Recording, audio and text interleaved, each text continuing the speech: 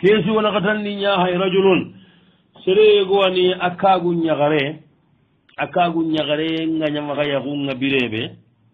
yaxannegoñi xoorunamaxa i kakeɗi ke ñaxanne bayi yani akkagu ñagare key allo walla kota yegowani keta akkagu ñagare ke igaro wotondi iga dagana iga gilli jamanen kaptali katta burusunga gammingon nati katta bolonge mo ton ko sa asdankita yaxare ke faati igo ke yaqe ke faati a yaqenga faati igo ke fagala hi yaxanne keɓe gani yaqe ke maxa gañi xoorna maxa hagala hina ke ñaxanne a yaxi na saga yaqe ke compen ni yaxanne ke xa baayi yani ke ñaxare fure key yaxanne ke ti i kiranta sagene i baayi compen igonti fofon tay na fina pap a jigara jaganandirndi aljawab onati axi keɗangani jaabenga rahimahallahu rahmatan wasia allah gana hinne igo ke yakkenga ti allah hinne yurwonde aɗo musidum hurencu lewwa thaniya oga hillandi ɓe konno sariyankara ke basunta keyde iyo sariyankara keɓega kaɓe na yagarendi teyni na yagarendi baayi kahuteynnawon na yagarendo i saxatugu ne kahuteyinnaxunde nasrli ke nanta kaɓe hadisi abi hurairata linandi andaɓe ñimme ñaɓi kisega kamma la yujmau bayna almar'ati wa ammatiha wa bayna almar'ati wa halatiha annabi jaabi seren maxa yagarendo i kiina yagarendo i teyne ngarate maxa yagare ñaxina kahi i bayiya maxa yagare ñaxina kahi matugu nega tennaxu lono menaxa annabi la ke kaba jammu ke a kaɓanden ni xa baayi ke gana faati na yaxere kewtu xandanke kesio kun ama tore yaxere matugunne wan maxa yaxunga allanta yaxere ke kapki matugunne iga ñaɗo suga ñana maxa yaxun kaccibane ten naxunga rominaxa xa saxa tugunne ke anda gana fate walla gana kara aga lenganna allah wutu xandanke xibare ɓe kundu an pa konno jo igo kettongono sariyankara honday xa soninkara howayde oɗemo ku ñagaru konno yagaru ɓenu yagu fogantiya sariyankara koko soninkara fowiya ngemaxa yenan ko nexamaxa yagara ke forasa agati sabari an kan jabari karatana hay ke a hayrona keñin kolla ke mais comment ike katta saqi i bayi saxuranga kam moxo inantay i bayi yani sariyan ma kaɓa xa geto kupire moxo keɗa o laɗa ke ali halan moxonda axanta karatana hayne ngera simma hornakka parce que wajibi heti o sere maxa daga xadi gongono ko pourquoi jagananga ke gonno o maxa xotten dogono sonin ko ladanda xorna me a faamo iganati hondo ñangka xorono hondo mil iraxato ñaganaari xoro ñirexata o kuma sharia sooxi sonin ko ladanda ay na ke yaxare yaxi wajibi fe o yaxen pay karatanayi saseren xunne a harni ho a toro a garni ho to yagari ngebe gebe ñan cakkano ane dalile mari nanti kabe ko sonin kara ay don no argañana sereni kaw yakke ñari o dalla kungol noon awa kabe tari yankara sonin kara kalene sereni ha watugonno yakke ñari ha watugonno ke gana karana yakke ke yari sariyankara pakille men day mais sonin kara pakille men cuwoy sumbu ñankutini kemme ñahay ke agana ngari ñango yagare ke yaxon kane agati allanti yampimaxa allanti yaxini indemu ndeyga saqay bayi saxuranga a wara de xara karatana xay ke yaxundammeganara maxanegaña pilim falangenga wa sualul xamisu ke ani kesuwo karagandi igongana yaxare ɓe yaxi sasa yaxare ke kiinagana faati igongana yaxare ke xoygatinara sagandi yaxaren kiinagana faati igongana ke ñaxare sagandi igo ke yagaru ɓenu gamaxa kuñancugandini kotan pakke ɓe gan kawa kinni ke yagarin cagandey ba inati wacca ke ko yeesu wara kotaɓane kinaye ko yeesu aa ko yeesu ɓito filli ma ay ke yagareɗo yagaru ɓenu gañamaxay suwayi munna ñera tekku mekku 50-50 fifiti aljawab onati axigo nangani jaɓenga ñaha jawujatu ka a ñakkeñan yagare ɓe kiinaga faati seregana ke ñagare sagandi a yakke ñaani xo a yagarin kuttummoxo nandimana yite nu ñancugandinadangani ka kotan pakke ɓe kinne est ce que kengana yite nunga kota yimme kinne te nowamunna honka hiya yimme kenna oga hama keɓe ken gara kenni laara keɓe ga sonin gara har ke ladamañaxo ko sere gana kuso mundu sasa angana yakarin kuso an yakarin kuso angana aro tayi hadise nyalli anna koya sakka yakarin kuso ke bangi an yakarin kutu ko tantida yakarin kore nyaga nani anga da wutu anga ro tayi anna bito sikkiya sakka wakay kombendi bito sikkiyanna kunya karndini mei anay turu ntaro kapalle mon naga kallu jabi gelli yakarin kore nga gana tanni nya koye kallu jabi wala tu jabo maga hara jabi onna go haju keta anna kuso mundu anna koya sakka bange koye ke gana timme keta soro kunarga katta yakarin banage anna manime kapoma nyom maga angatu ida yakarin banalla saman ida jagalindi a hay ho kappi maga mene ida koye ka hamaga awa noari ngacilo bale mangari acida koye ka homa nyom maga ki anda ke wari kudule yakaru kudanke kuye ande gilli buttenga koye nga timme kamakati yakarana ho ka hamaga togo turunga gelli gana ko ange nyagare Allah watini ma ho ka hamaga pakille mentang khangana yakare be sagarni nanti man nyagaru nyana kota kinai ay adi suwa nyara aganta ganani kuna sande pangaro yakare kedi mo gobe ken to wando yakare ngara ko mo gobe ya ganati ha sadika dalki Allah kiti ndangutu khomi alle mun khoro Allah tabakalle mun ngure ngande ni nan no kushu nyoro no sase ko wonda hayni makko yesu naari ato wanke do yakare kiyana me faamu kaga nagi mo sharti be ho honday wa su'alu salisu kesu to mundi nya hayre tajawwajati ati yaki yesino tammi ino tammundo banande ndi imajidi ina jarande kesi hanjude bariya har yellan gelengi Allah mallen mekine ilo nyaga do wawa al jawabu odu wa akhiyaranda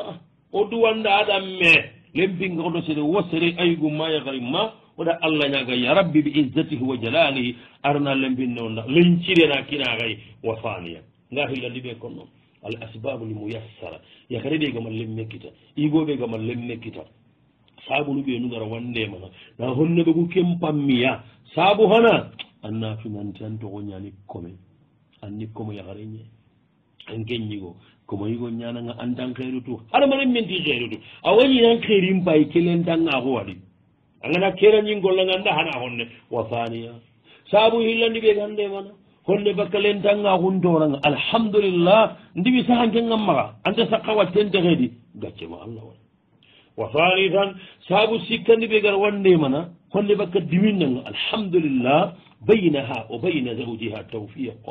ndi maage mengandanki nanaga kenyam basangu danna nya ya garebe ga heti boroge awa sare ne ha bada o bada geligi le premier malo 31 alo kinana me yaman kalluro gajanduro warabe ya sabu na katandi be ga ya garende mana annahu ne bugo hamminga ya garebe Allah ga mallem mekinanga ndi wi garwati go wusini ki andankina alhamdulillah Allah no ya garunya hayno ngari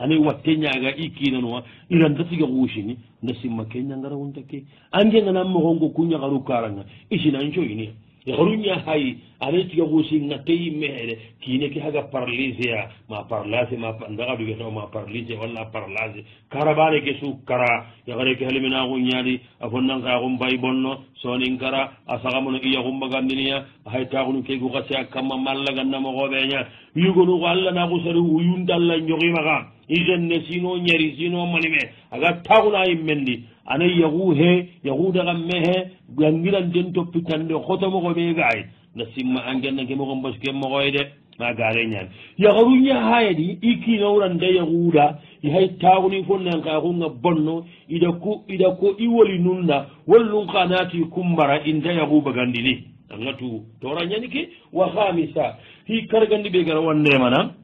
aga honne bakka maga lentanga hunde minna annat nanti ummuna aishatu allah farisen nenkago ñagare aishatu amale mekita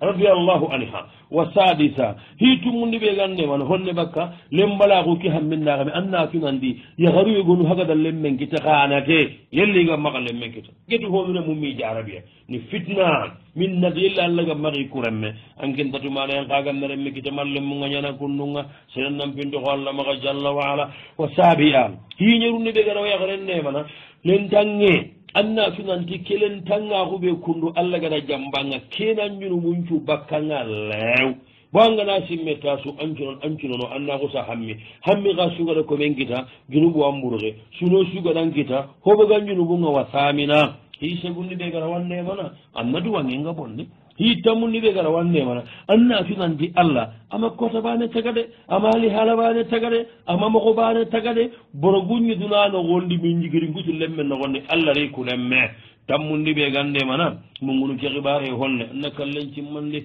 anna kallen cimmenga bonde angana simme kallen cimmenga bonde baneta anga ho wadam munguna ye tammundo banan nimbay ke xibare be gan gamma kundu len tanga xuke ambane hele xarin gabe nya hayno e mallemme kita iku gabe nya hayno e mallemme kita tammundo hillandi len tanga xuke kebe gara honne bakam maka toxe no diminnan no suno ngaro suusi annan to ganga mallemme kita ampasangunta annan lemme sara haade ganday wasuwalu sabiam keyani kesoñerunninga iɗi kagu ñagare iɗana ka hoorego waɗi loye ñaane soronga kenkadi igu gaadi yakku probléme yigo ani ɗi kagu ñagare kenaka aga naadaga wanki serebeti ɓe aga rono duwa gambingo nati taweli hay keña siitini gijimmeke kamma ana bugu jotendi kulwarake gambingo nati pala ana bogo kenda wasene birenu maga buguma kambera horenga ka horen kani igo ngay harungay idiga madamo gomo ida gadamo gomo adiga menni kiyai nandi shuguno aburu daga runga miga kono mata ya gare nyaada ba i harke gumbane igira nyagare mpay kiya kam e yakke mpay ke mo ga na daga wangi serebeti kana kenya sidini ikommo num kammata ana bogu Allahu akbar kabira yiti keta ina kinyoy wona kaliba ko ke kamma ya orbi no gana iga ke de barini ina wara golle heti itala ngani ke ma qura ke ka bande nyani yugo be gane tunye nga sasa aya ga ngana ngari arawa jarabi nga al jawab wonati akhigo ngani jabe be gaayere in kana al amru kama dhakarta angara ko mo be gelle kundu aga ne tongun danyakke ma anyakke ke mi gawatu gana ndi tongun di ma ko yagarukum gon nambe ana kartumuno gibaren ni asuranta ko ni Allah da kurna suqa khalisi gantam magallanta sariya sigina nyakken kam fatu manga sakin dange digame ke ganna ni ko cunga ngasri angido angola nange tasu qoton dam moto la qoto halanga nata magadagi ma kuyi andatilla kuyi ama ganda hoko no gabe kilim palangabe wayi gonno ya garen naga ndi nyakken na keda bari amada bari abo kundu fontanga ko nyen hogu men kenna nyakke mara kenna new an nyakke ki mioto kad nan tamma gare ko am bay to nyakko a wajibin tenga ya garen nan patem mu gonde haraga manya sariyan kara harame mede kuni serengaro ya gam puncenga ya gem manya ne serebetin ci tangiji men gam mangenda na bugu joxendi kulwa hari ka yagari nduru khama ka be hatengal ko ya kam buje manya khaya gella bakkaro be hatam buje kari ya ki fatam buje ken ko ta kiya gilli wan kan ngegala te karan karangare ki bura buje ngen jiloni koy ngeba du kega darni tebe mbaydo khaya garu mi ayde nan to ko me hatam buje mbay ni amanya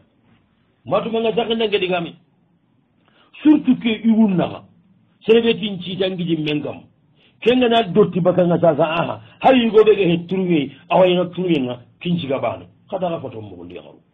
wa thamiyan ngahi lande be konno ya harbe ga sanga nati fate agi fate mbagande ni sellanga agi hate no mulum bagande ni kanne e garu ko ganni walli ga na giri isa ko doro ko yogoro ide kunyangi li fajiri ga kanu lagana ni sella doro gillem bucinne kum genji wa sellanga ana kamera mo ado so non naraga masibo nyaa ke ko lumene ko har mane menga dalla ho hori gidange maka masibo nya kada ka faton mugundi sagare be gandi faton mugundin tora be ga yu tora hana anna junubun gittare man lagana yampa bo Allah ndi kana ga faton mugundi wa thaniya ya gare be gandi faton mugundini tora hillandi be ga ana ya gudu loka ko nyakko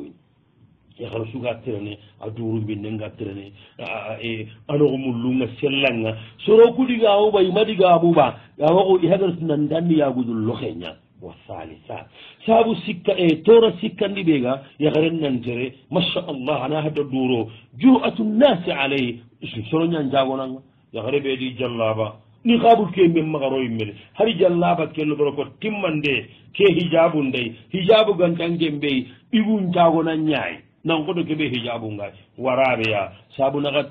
tawronaga tandi ɓe ga kenga yakaru kuna an cangata mpatenga sellanga ko annan kanu yaake annabi jaɓe ala ayno hakku yaagani tonguña wa hamisa tora karagandi ɓe gayi angama ampate mugundi alle ñakaru ñaake neɗa ngayigana xooro wa salisa saabu tum ngahi sikkandi ɓe kon nanna sabunu ɓenugara wa yakaren ndemana hata ɗuru tere nde anna wara woti sabunu ɓenugara wa yakaren ndemana hata ɗuru tere nde anna wara hoha saabu hana annatu nanti allah kute ñañde iyo yakare har nankina kuta kenni boneña namma kuta bono hoore nam baba kuta bone sakkana allah kuta simme gayt wa faniyan saabu hidani ɓe gara yakaren ndemana hara duru terende anna wara annatu nanti yakari gabe gabe ñaahe jinna ngatte ngadi kincika banallaga lawacini a saabu ngite ke hata duru terende adi wa thalitha saabu sikkani ɓe gara yakaren ndemana hata duru terende anna wara annatu nanti anke maga yambange ña hay kundu ke heti yambange o keni hayɓeña kambirambogo an kanne juwa sellanga anke maga yambange ñahay yambange heti keyde leebu ñan daga sakandi doro ko ketti deppu hekken juwa sellanga kennen juwa kannen juwa sellanga yagun day sagamon day anke maga ko ki hay yamban hooreya ki hay nagasi hoore ki hay leebu hooreya waraɓeya saabu nagatandi ɓe ga yakaren ndemana annan maga sangatanduwa annan maga hata durun dere anna tunandi ka yagaru aga parno uku yuguwaɗa a tunandi keygoɓe suga ngalla kesundamunda de honu hallokkini honu hay soyinanga gelli kagaɓe ukuwana ka wari cartumunu igon cuuhega ka hayni de andoro kollonde annan patellaga anna mugondi wa kamisa saabu kargandi ɓe gaɗawa yakaren ndemana anna tunantanga ñanga anga paremo su antekkine yerɗo sagake anga yakarego walla anñimmegamo gundanduwa andandu toko ampalasinga andandu toko andinginanga ɓa anna ñakaraku ngiyallo duwa anna sunna anna baraje nga gitakamen wasadisa saabu tumundi ɓe gaɗawa yakaren ndemana ammaga hata duru tere ana tunanti angana hata duru tere kendan kimañana kasini igum makawo yakari ɓenuga terne karankaren juga sellanga togo woronga sellanga indatuwo yayi kimaña bakkari normalement yakari ngotte harandan kiina dingiran cuuhe anga ɗumene ankinana wari anayi yahum bakkatinga heti an kawanna dingiranu mugundayi anna kungardeya agana kungayita ana kosa tuuri ha sereɓegi mbayɗo an kiinayi meede sereɓegi ɗu sukoyni kiinayi an kiina a yaake gannogo mullun cuwa yahum bakkatinga naari keta dingiran dagano kekeɓe garaga dinamo ke naragana caji fofon dagano sakkati kenkenge bogudaga ɗo duna battenga indatuwade wa suwalu thaminu keeso segundi ñahayena kunne hasi kallu yakare yi kiinama iwasirono kattay iwasirone ada iwayiramu wankini ka ikiranta bakka nan daga taxu a karanganam masala kenko talugara ke ñakare keesi wo ñaabi i kiilunga wara i xadanke kamma i balle heere i jikkuñande iganari tayini compe ke ay inta kabana anji kabani gollu ñana kay daga taxa karanga ida masala ke ñankotimaxale i kiinama aljawab ati yaxade ke dangani jaɓenga a ngara komoxoɓe kunduwagana an moxo ñagay an moxo ngani kunduwa ba suntay xa ngana kata ferene andana honne xa masala a sira ñani surtout agana te nungam maxano kundaga honne masalanga an xadana honne masala walla surtout agane anda baneyagano fannantaxa karanga exana kase ñani anna xiƴaɓogay andana masala wa zowalu tajo ke ani question kabondinga ime ñañaxare ime ñange ale question ngir yaxare ñayde ime ñangelle ñaxare faade ke faati faade ke wano igo yego anda mundu sino sikki irigi igo mari sino sikki irigi igo mari yaxar ke xa xooro kota bane anda igo ke gada téléphone da mari yaxanne ke mbirawa wankini a gida ñigon kusa téléphone ke wutu ati kariyani ba ata wankini ade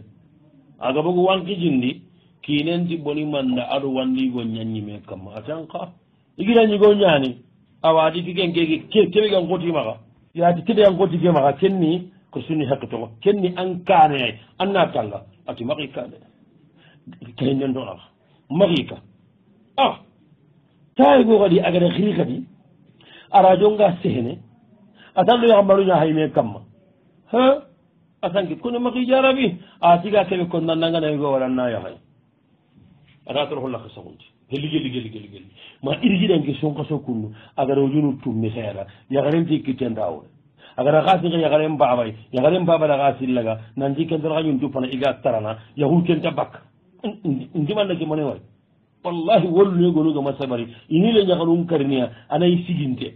saxa yaxanu gonugama sabari inile ñaxanun karniya i siginte anga tuxa kati to ngunda ngalligo ñamaxa mani tanax yene ke aga xoar jannaro jahannama nammaxa allah namma astahfirullah kenniga bo ken dañine sene maxa kenna allah maxa aga xoa mbiren cuga keiguama ya salam igo ke gari ya girteranga gari ay mema hari hare liiti de ay mema harira hare ñaxey na xaalisi matuma tambile wujuniyaba na saxu kullegen gamma aɗo xaalisi neego lihindi jongo aɗi kini soronga nantini ɓeeri kallunuwa yaxan nenti irakenteyaxondire keediroxo aɗi kaa